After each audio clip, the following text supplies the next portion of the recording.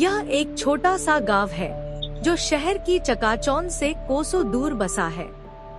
गांव के ठीक बीचों बीच एक पुराना सा मिट्टी का मकान है जो किसी खजाने से कम नहीं, क्योंकि इसमें रहते हैं सबके प्यारे काका, जिनका मटन पूरे गांव की शान है। काका कोई साधारण इंसान नहीं, उनकी खासियत है उनका रविवार का मटन। बस हर रविवार 100 किलो मटन, गर्मागर्म चावल और कुरकुरा पापड़। इस दिन गांव में जैसे उत्सव सा माहौल हो जाता है। काका सुबह जल्दी उठते हैं, बाजार की ओर निकलते हैं। कसाई की दुकान। कसाई हंसते हुए काका से बात करता है। काका, आज फिर 100 किलो मटन ले जा रहे हो। लगता है पूरे गांव का पेट तुम्हें ही भरना है। अरे भैया, रविवार का दिन है और रविवार मतलब काका का मटन। आज सबका पेट भी भरेगा और मन भी।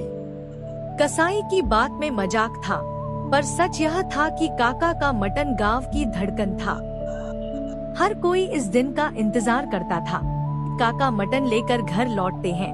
काकी दरवाजे पर खड़ी हैं। सुनते हो, इतना सारा मटन अकेले होते हो, थकान नहीं होती? क्यों ना हम गांव में ही एक होटल खोल लें। रोज यही काम होगा तो थोड़ा आसान हो जाएगा। होटल? अरे भगवान, यह कैसी बात कर रही हो? अगर होटल खोलेंगे तो रोज बनाना पड़ेगा। रोज बनाएंगे तो लोगों को वही स्वाद कहाँ मिले? दोनों बरकरार रहता है। पर मुझे तो लगता है तुम्हारे हाथ का स्वाद कभी कम नहीं होगा। लोग हर दिन खाएंगे तो भी नहीं उबेंगे। बस यही राज तो मैं किसी को नहीं बता सकता।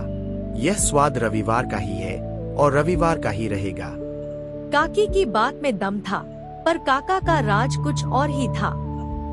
उनका मटन सिर्फ खाना नहीं, एक परंपरा थी जो इंतजार की मिठास से और खास बनती थी। काका बड़ा सा लोहे का बर्तन रखते हैं, नीचे लकड़ी का चूल्हा जलता है।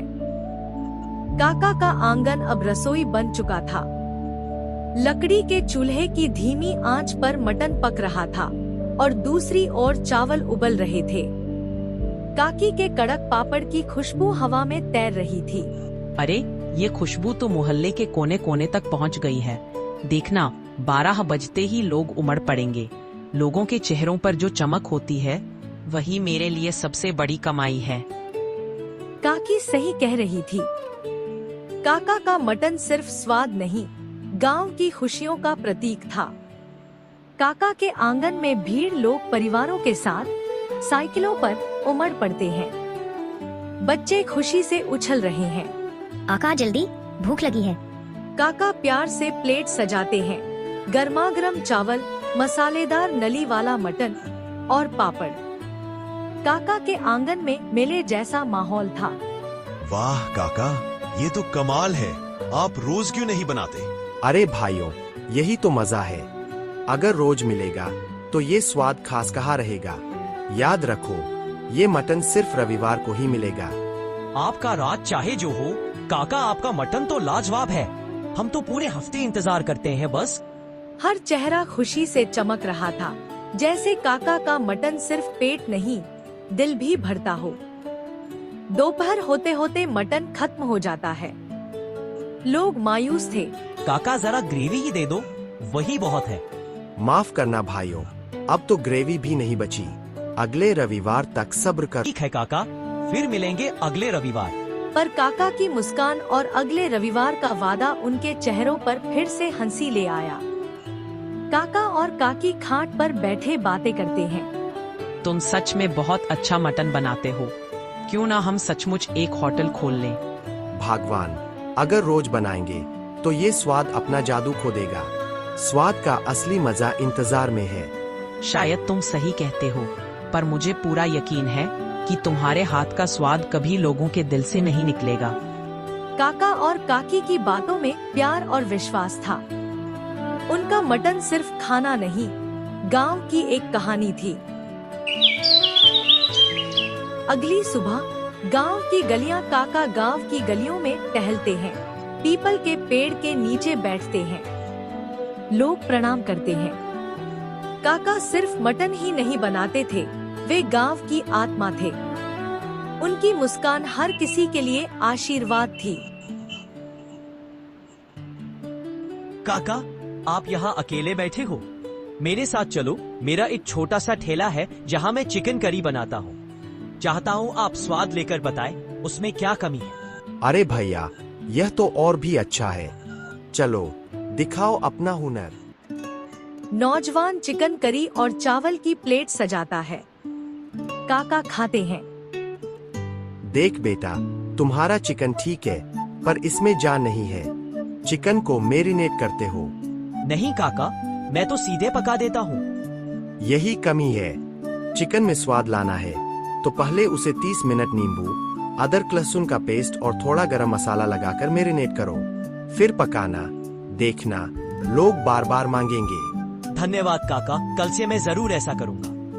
काका सिर्फ खाना नहीं, अपना अनुभव भी बांटते थे। उनकी सलाह नौजवान के लिए किसी खजाने से कम नहीं थी। काका रामलाल के घर पहुंचते हैं। अरे भाई, तुम तो दिन ब दिन बूढ़े होते जा रहे हो। हाँ यार, बूढ़ा तो हो ही रहा हूँ, लेकिन तू बताओ, तू इतना जवान कैसे दिखता है? कहीं कोई राज तो नहीं छुपा रखा?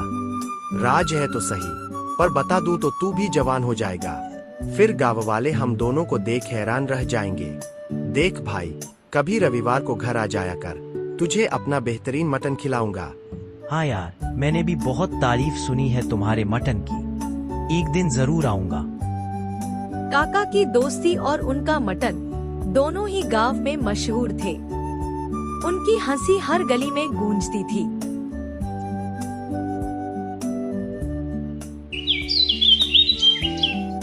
अगला रविवार सुबह मटन पकाना शुरू करते हैं। खुशबू गांव में फैलती है। एक और रविवार, एक और उत्सव। काका का मटन गांव की हर सांस में समा गया था। जैसे ही 12 बजे गांव वाले उनके आंगन में जमा हो गए। अरे काका, आज तो प्लेट में मटन के पीस ज्यादा दिख रहे हैं। अरे भाइयों, आज मैंने जानबूझकर सबको थोड़ा ज्यादा दिया है। आज उस दिन की सालगिरह है जब मैंने पहली बार रविवार का मटन बनाना शुरू किया था। उसी खुशी में आज सबको 2 गुना मटन मिलेगा। गांव वाले खुशी से झूम उठे। काका का मटन सिर्फ खाना नहीं, एक त्योहार था जो हर रविवार को गांव को जोड़ता था। एक शहर का होटल मालिक आता है। काका, अगर आप मुझे ये रेसिपी बता दो तो मैं आपको जितना कहो उतने पैसे देने को तैयार हूँ। मान लो कि मैं तुम्हें बता भी दूं, तो भी तुम्हें वही स्वाद नहीं मिलेगा। ये मटन धीमी आंच पर चूल्हे में पकता है घंटों तक। तुम्हारे होटल में तो गैस का चूल्हा होगा, वहीं से फर्क पड़ जाएगा। फिर भी बता दो काका, मैं खूब पैसे दूंगा। पैसों से स्वाद नहीं बिकता।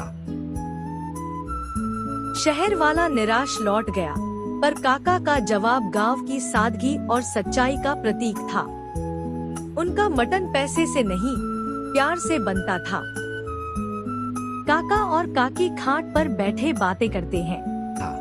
भगवान, अब उम्र हो रही है।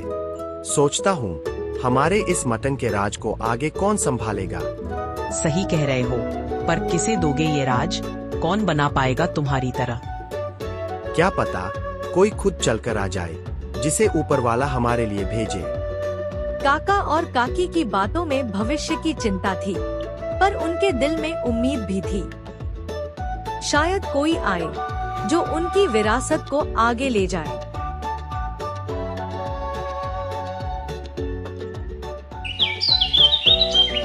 अगली सुबह अनाथ लड़का दरवाजे पर दस्तक। एक दुबला पतला लड़का खड़ा है।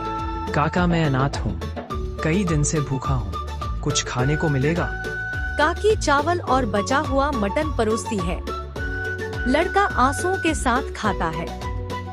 बेटा, तुम अनाथ हो और हमारे भी कोई संतान नहीं। क्या तुम हमारे साथ रहना चाहोगे? काका, मुझे खुशी होगी आपके साथ रहने में। आज से तुम हमारे बेटे हो। अब हमारा राज भी तुम्हारा है। काका और काकी को उनका वारिस मिल गया। एक अनाथ लड़के में उन्हें अपना बेटा दिखा और उनके मटन की कहानी को नया उत्तराधिकारी। काका, काकी और लड़का साथ रहने लगते हैं। गांव में उनकी खुशियों की नई कहानी शुरू होती है। इस तरह काका का मटन सिर्फ एक स्वाद नहीं, बल्कि गांव की एकता, प्यार और परंपरा की कहानी बन गया। काका, काकी और उनके नए बेटे ने मिलकर गांव में खुशियों की नई कहानी लिखी, जो आने वाली पीढ़ियों तक गूंजेगी। अगर आपको ये दिलचस्प कहानी पसंद आई